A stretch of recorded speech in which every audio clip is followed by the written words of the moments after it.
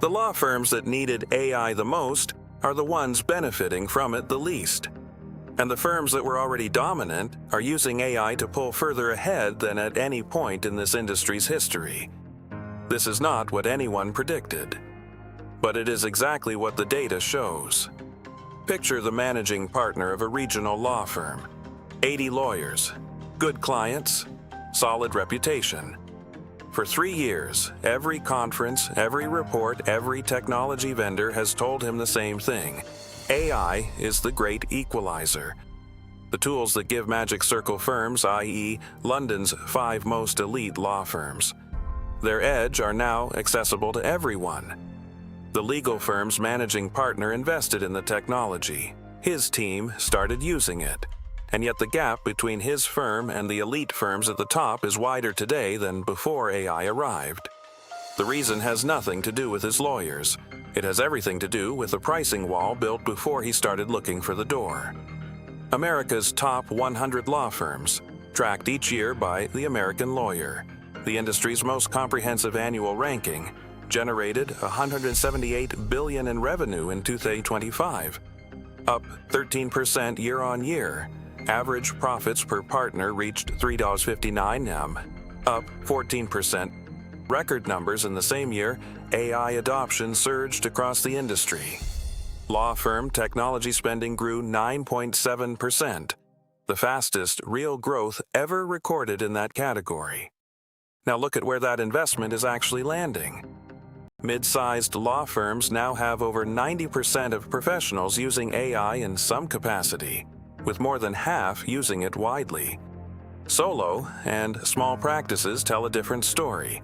They are significantly less likely to have moved beyond basic AI tools and far less likely to have integrated it across how the firm actually operates. The industry is not dividing along the lines of who is using AI. It is dividing along the lines of who can afford the AI that actually matters. That gap is not closing. It is compounding every quarter. And understanding why requires looking closely at a single pricing decision made by a 4-person startup in 2022. The dominant story has been consistent across every legal publication and every technology vendor pitch deck. AI democratizes legal services.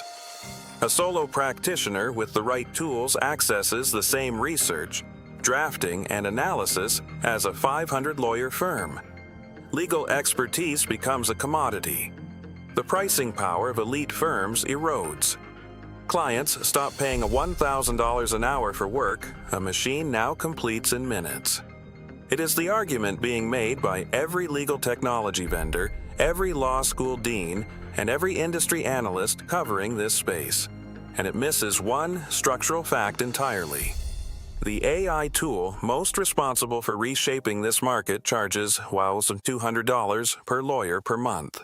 That is not a democratizing price point. That is a deliberate market segmentation decision. And the firm behind it knew exactly what it was doing. In November 2022, David Wakeling, head of markets innovation at Allen & Overy, one of London's Magic Circle elite, agreed to trial a 4-person AI startup called Harvey. Not in a single practice group, firm-wide, across every one of A&O's 3,500 lawyers in 43 offices simultaneously. By December 2022, the trial was complete. A&O became the first firm globally to deploy generative AI at enterprise scale. And in 2023, Wakeling's team built something more consequential than the deployment itself. Contract Matrix, an AI contract drafting tool co-developed with Harvey and Microsoft, was launched directly to A&O clients. Dutch chipmaker ASML and Philips used it to execute what they called the world's first 100% AI-generated contract.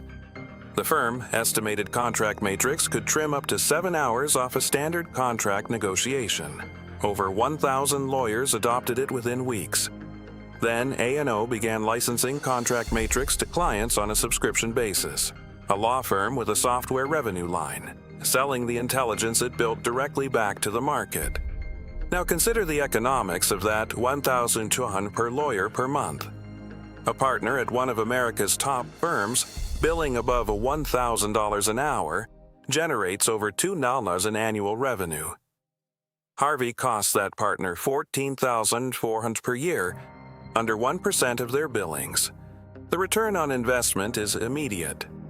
The managing partner of that 80-lawyer regional firm pays the same $14,400 per lawyer per year.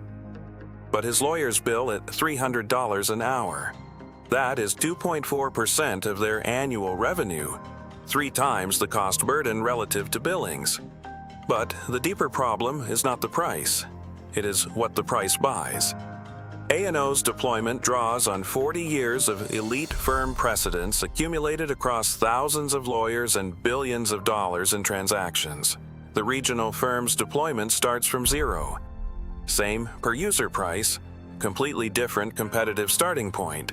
That is the wall, not the sticker price, but the gap in what that price actually purchases.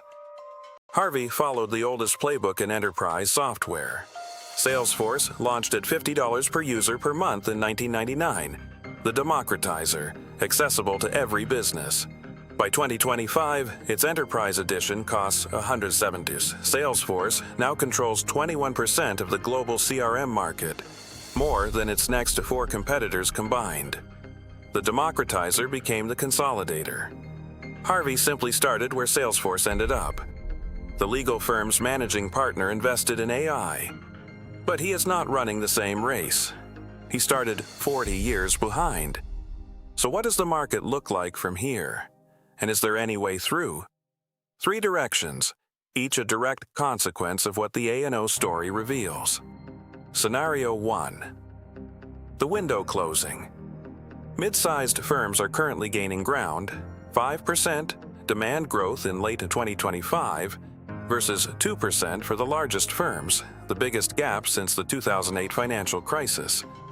Clients are shifting work to $600 hour practices from $1,000+ ones. But Thomson Reuters is explicit. This window only stays open if mid-tier firms adopt AI at pace with larger competitors. The firms that move now capture the opportunity. The firms that wait may find the largest firms have cut their own costs enough to close the price gap entirely. Scenario 2. The collective counter. In November 2025, Clio, a platform serving 200,000 legal professionals across 130 countries, mostly small and solo firms, acquired legal database company Vlex for $1 billion. Vlex holds over 1 billion legal documents. The combined product gives a solo practitioner access to a legal corpus no single elite firm can match for breadth. The largest firm's advantage is depth, decades of elite precedents. Clio's advantage is scale, 1 billion documents across every jurisdiction and firm type. The managing partner's firm does not need to outinvest A&O.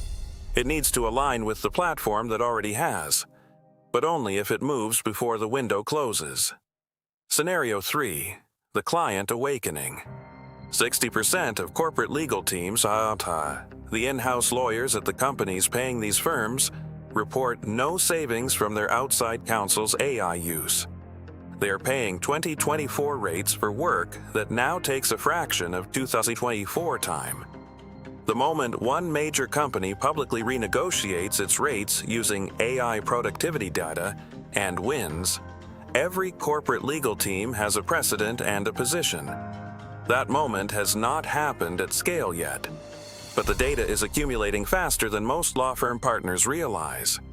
Each of those 3 scenarios has a corresponding move, and the window is the same for all of them. 4 distinct groups face this decision.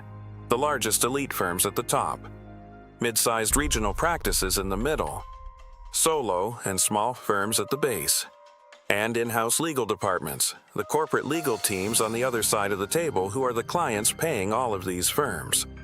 Each group faces the same fundamental decision from a completely different position. Convert AI efficiency into client-facing products before clients demand those savings back. A&O did it with Contract Matrix. McFarland's did similar with Amplify. a client platform launched in 2025 giving clients direct access to the firm's proprietary AI workflows. The efficiency gain becomes a product, not a cost reduction. For mid-sized firms, platform alignment, not individual AI investment. The individual mid-tier firm cannot build a data advantage independently, but the platform it aligns with can. Clio and their European equivalents aggregate intelligence across thousands of firms simultaneously. Alignment now creates a compounding advantage individual investment cannot replicate. Aggressive specialization. AI cannot replicate local jurisdictional expertise, specific industry relationships, or deep client knowledge built over years. The firms that try to compete on breadth with enterprise AI will lose. Compete where scale is a disadvantage. For in-house legal teams, the corporate legal departments on the other side of the billing relationship, the most underutilized AI asset in this entire market is already sitting inside your own organization. Your contracts, filings, regulatory correspondence, and vendor agreements represent a legal corpus that no outside firm possesses. The general counsel who builds AI on that data permanently changes the negotiating dynamic with every outside firm they engage. Step back and look at what is actually happening. The legal industry is spending more on AI than ever before. The tools are real. The efficiency gains are real. And the gap between large and small firm AI capability is the widest it has ever been. This is not a technology failure. It is the entirely predictable outcome of a deliberate pricing strategy meeting a fragmented, historically low technology market. The same pattern played out in CRM software, in enterprise resource planning, in HR technology platforms. The tool that promises democratization almost always becomes the instrument of consolidation, because the economics of building it require serving the top of the market first. The legal industry is 24 months into that cycle. The firms that understand it are moving. Those waiting for AI to become affordable are waiting for something this market was never designed to deliver. In legal services, AI's biggest winners were already winning before AI arrived. The real question is not whether that changes. The real question is whether the firms on the wrong side of the pricing wall move fast enough before the window closes entirely.